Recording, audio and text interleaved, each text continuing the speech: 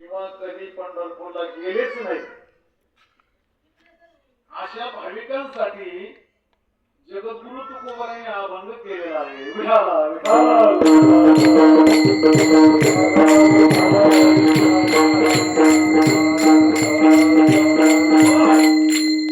या अभंगामधून तुकोबाराय पंढरपूरला जाण्यासाठी का सांगतात? कारण आपल्या भारतामध्ये 108 तीर्थ आहेत. किती? 108 तीर्थ आहेत. मग एवढे सगळे तीर्थ असताना तुकोबारायांनी फक्त पंढरीचंच नाव का घेतलं? काशीचं का नाही घेतलं? बद्रीनाथ केदारचं का नाही घेतलं? नाव घेतलं फक्त पंढरीचं. कारण पंढरपूर अशी नगरी आहे महाराज, बाकीच्या देवाच्या पायाला हात लावून देत नाही, पण पंढरपुरामध्ये पांडुरंगाच्या पायावर डोकं ठेवता येत. आणि हा भगवान परमात्मा कमरेवर हात देऊन उभा आहे. कशासाठी? वाटप आहे उभा भेटीची आवडी, कृपाळू तातडी होता वेळ. पंढरपूरला जे भाविक जातात त्यांची तो भगवान परमात्मा आतुरतेने वाट पाहतो. नुसती वाट पाहत नाही, भेटीची आवड देवाच्या मनामध्ये आहे. आणि एवढंच नव्हे, कृपाळू तातडी होता वेळ. कृपा करण्यासाठी अगदी सुंदर शब्द वापरला, तातडी. आणि दुसरा शब्द वापरला होता वेळ, म्हणजे अजिबात कळणं निघणं. कधी एकदाच मी माझ्या भक्ताला देऊन टाकीन एवढी घाई त्या भगवान परमात्म्याला होती. आणि एकदा का त्या पांडुरंगाचं दर्शन झालं, भाग गेला शिन गेला, अवघा झाला हो आनंद. 3 दिवस बारीला उभा राहिलेला आहे. किती दिवस? 3 दिवस. आणि 3 दिवसातून बारीतून बाहेर आला, 3 दिवस उभा राहून. आणि तिसऱ्या दिवशी त्याच्या चेहऱ्यावरचा आनंद बघा. त्यांचा शिन भाग जातो. 2 दिवस 2 रात्री उभा राहिले होते बरं का आमचे नाना इंद्रभर नाना सोमनाथ पहिल्या वर्षी. ते बोले काही हो देह जावो अथवा राहो, पांडुरंगी दृढ भाव. पण दर्शन घेतल्यानंतर महाराज एवढं समाधान प्राप्त होतं, तुकोबारा त्याचं वर्णन करतात. झाली या दर्शन एक वेळेस त्या पांडुरंग परमात्म्याचं दर्शन झालं ना, आणि मग महाराज आपल्याला कशाचीच अपेक्षा शिल्लक राहत नाही. जगद्गुरु तुकोबाराय सांगतात, असा असताना पांडुरंग परमात्मा तुम्हाला भेटलाय ना, मग दुसऱ्याला देता का? आपल्याला मिळालाय, मग आता मात्र तो दुसऱ्याला द्यायचा नाही. असा असणारा ह्या अभंगाचा भावार्थ.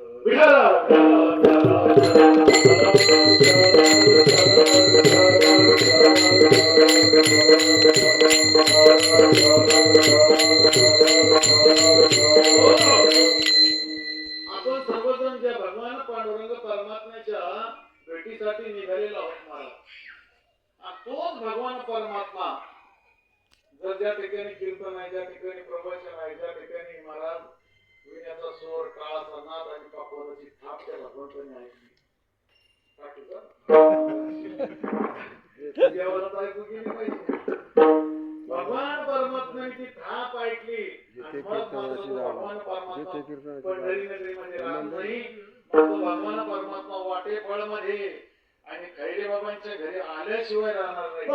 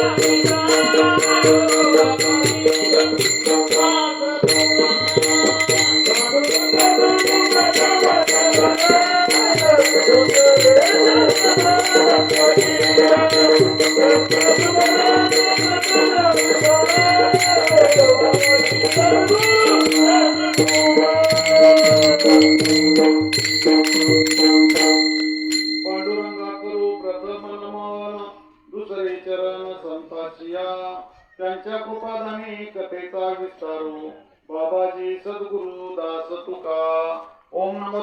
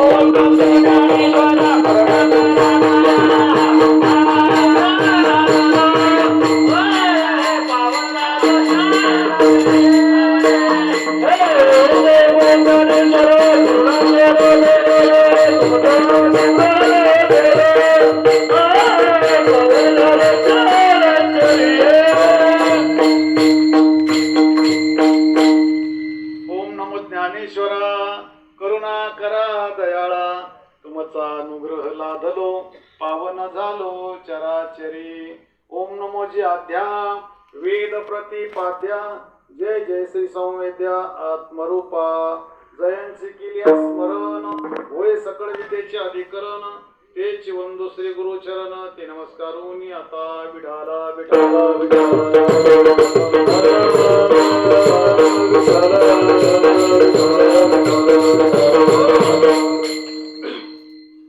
पंढरीशी दारे आल्यानो संसारा दिनाचा सोयरा पांडुरंग वाट पाहे वा बेटीची आवडी कृपाळू तातडी होता वेळ कीर्तन रूपी सेवेसाठी घेतलेला भंग जगद्गुरु तुकोबारायचा असता चार चरणाचा पंढरीच्या वारीचं महत्व सांगणारा असा अभंग आहे. संसारात आलेल्या जीवाला सुख समाधान आणि संसारापासून अलिप्त होऊन जे मिळणारं सुख आहे ते फक्त वारीतच मिळतं.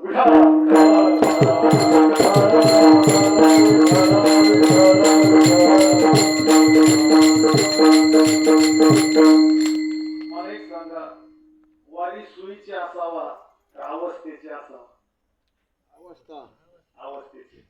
बरेच शिवाय तुमच्या दिंडीत कस काय सोय हो तेव्हा आमच्या दिंडीत रोज गुलाबजामू बटाटवडा भजी आमच्या दिंडीत तसलं नाही गाड्या पण आमच्या दिंडीत भजन 24 तास अखंड भजन याला म्हणायचं अवस्था. वारी अवस्थेची असावी, व्यवस्थेची नाही. व्यवस्था पाहिजेच नाही. आपण काय कोणाचे पाहुणे नाही, आपण कोणाच्या उपकारासाठी चाललो नाही, आपण स्वतःच हित साधण्यासाठी पांडुरंगाच्या भेटीसाठी चाललेलो आहोत. आणि म्हणून अवस्था पाहणं महत्वाचं आहे. म्हणून आपण सर्वजण गेले 4 दिवसापासून अगदी भगवंताचा नाम घोष करत आणि पायी प्रवास करत मी रात्रीच जो अभंग घेतला होता, नाम घेता वाट चाले यज्ञ पाहुला पाहुले, नाम विठोबाचे घ्यावे आणि मग पाऊल टाकावे. महाराज हा आनंद फक्त वारीमध्ये आहे. 365 दिवसामधले 10 दिवस वजा करावं. आपल्याला रात्रंदिवस संसाराची व्यथा आहे, संसाराची चिंता आहे. आणि जगद्गुरु तुकोबारायांनी समाजाकडे पाहिलं, हा समाज सारखा संसारामध्ये गुरफटला गेला. या संसारातून याला बाजूला काढण्यासाठी पर्याय काय आहे बरं? आणि मग तुकोबारायांनी सांगितलं, मी सांगतो तसं करा, तुम्ही पंढरीची वारी करा. आणि त्या वारीची वाट तो प्रत्यक्ष भगवान परमात्मा पाहतोय. आषाढी कार्तिकी विसरू नका मज सांगत असे पूज पांडुरंग. देव सुद्धा सांगतो, भक्तांनो आषाढी आणि कार्तिकी या 2 वाऱ्याला मी तुमची वाट बघतोय. जशी आई आपल्या लेकीची वाट पाहते, डोळ्यात पाणी आणून वाट पाहते, तो सण कोणता आहे मावश? आई लेकीची वाट पाहते, तो सण कोणता आहे? दिवाळी, दीपावली, पंचमी, तिला नागाची वाट पाहते. रक्षाबंधन आपलं नाही, भाऊबीजेच्या दिवशी त्या बहिणीला किती जरी सासूरवास असला, पण भाऊबीजेच्या दिवशी ती भावाला ओवाळण्यासाठी येणार म्हणजे येणार. आणि त्या दिवशी आई डोळ्यात पाणी आणून वाट पाहते, आज माझी लेक येणार. येणारच जाणार विचारते, माझी ताई दिसली का, माझ्या ताईला पाहिलं का, तिची स्टँडवर दिसली का, लोकांमध्ये नाही, तुमची लेक नाही दिसली. संध्याकाळपर्यंत तिने वाट पाहिली, पण लेक नाही आली. लेकीची वाट पाहून पाहून आई गेली आणि मग लेक आली. आईला जाऊन बरेच दिवस झाले होते, लेक आली महाराज. आणि आल्यानंतर त्या लेकीला पाहिलं. 12 महिने ज्या आईला पाहण्यासाठी ती आतुर झालेली होती, ज्या आई संग बोलण्यासाठी तिचा कंठ दाटून येत होता, भावाच्या घरी आल्यानंतर भावाला भेटली, बापाला भेटली, बहिणीला भेटली, भाऊजाईलाही भेटली, पण घरात मात्र तिला आता आई नाही दिसली. आणि आई न दिसल्यामुळं ती लेक परत जायला निघाली महाराज. भावाने 1000 रुपयाची साडी घेतली, सुंदर अशी पाटी बांधून दिली, पण लेक रडत चालली होती. विचारलं लेकीला, का रडतेस? अगं 1000 रुपयाची साडी घेतली, तुला एवढी पाठी भर पोळे करून दिली, आणि का रडती? आणि मग ती सांगू लागली, बाबा 12 महिने जिच्यासाठी बोलण्यासाठी माझा कंठ दाटून येत होता, तिला पाहण्यासाठी माझे डोळे आतुर झाले होते बाबा, ती आई नाही भेटली, आई नाही भेटली म्हणून लेक रडत जाते महाराज. मग जर माझ्या वारकऱ्याला जर तो पांडुरंग परमात्मा जर भेटला नाही, वारकरी तरी परत तसा येईल का? येईल का तसा परत? तसा येऊ शकत नाही. आणि म्हणून तुकोबाराय सांगतात महाराज, मागील परिहार पुढे नाही शीन, झाली या दर्शन